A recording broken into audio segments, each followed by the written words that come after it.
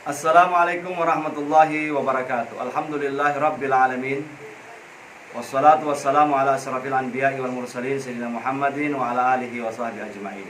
Alhamdulillah, sahabat-sahabatku, malam hari ini malam ketiga daripada kita melaksanakan ibadah Ramadan. Kita memohon kepada Allah Subhanahu wa taala semoga kita senantiasa diberikan istiqamah, diberikan kekuatan iman, kekuatan fisik kita, sehingga kita mampu melaksanakan ibadah Ramadan ini sampai di 1 Syawal, insya Allah.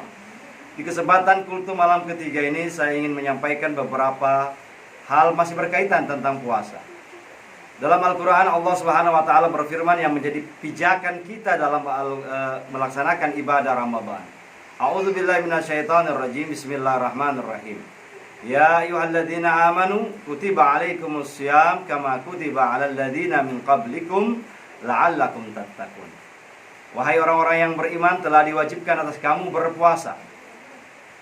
Maka niat kita sebagai seorang muslim yaitu melaksanakan ibadah Ramadan ini karena itu adalah tuntunan dan bahkan diperintah oleh Allah Subhanahu wa taala kepada kita muslim, merdeka, kemudian balik, sehat, akal kita al-aqil, maka ini diwajibkan untuk berpuasa. Jadi puasa ini berlaku kepada seluruh kaum muslimin dan muslimat, laki-laki, perempuan, tua dan muda. Akan tetapi dalam agama kita adalah agama yang sangat memperhatikan, bahkan juga mempunyai toleransi terhadap beberapa kelompok golongan manusia yang mungkin mereka terhalang melaksanakan ibadah Ramadan.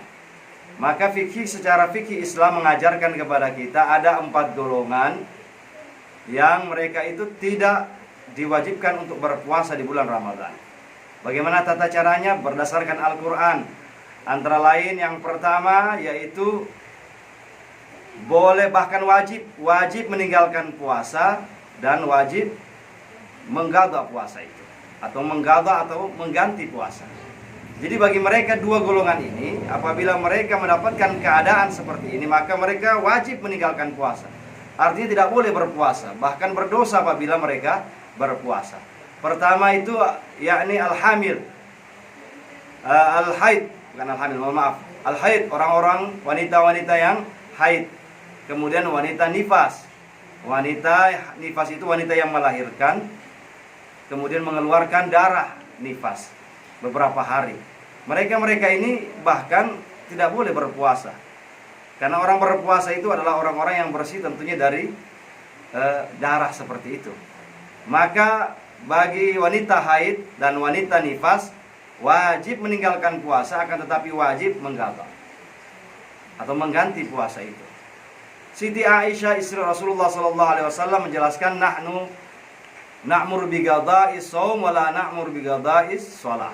Kami diperintahkan oleh Rasulullah untuk mengganti puasa yang kami tinggalkan, akan tetapi kami tidak diperintahkan untuk mengganti atau mengqadha salat yang ditinggalkan. Berdasarkan hadis ini bahwa wanita haid, misalnya selama Ramadan dia haid 7 hari, maka itu menjadi hutang dia di hadapan Allah. Ketika setelah Ramadan, maka dia wajib mengganti puasa itu. Nah, ini kelompok pertama orang yang boleh tidak berpuasa, yakni orang yang wajib meninggalkan puasa dan wajib mengqadha. Ada yang boleh meninggalkan puasa dan wajib mengqadha. Siapa mereka? Dalam Al-Quran, "Faman kana minkum maridan aw ala safarin fa'iddatun min ayamin ukhar."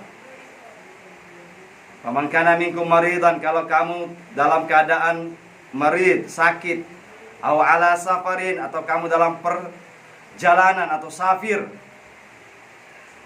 minkum maridan aw ala safarin fa'iddatun min ayamin ukhar, maka gantilah puasa itu di hari-hari yang lain. Jadi kalau orang-orang sakit, saudara-saudaraku, orang-orang sakit yang sakitnya itu catatannya adalah sakit yang masih ada harapan sembuh. Sakitnya parah tetapi masih bisa sembuh.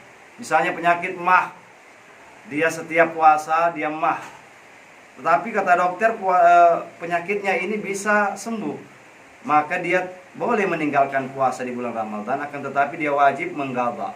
Berapa hari yang dia tinggalkan di bulan Ramadan, maka dia akan ganti puasanya itu apabila sudah sehat.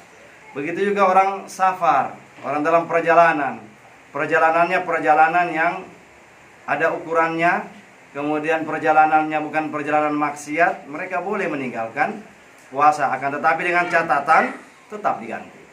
Itu yang kedua. Yang ketiga, ada orang yang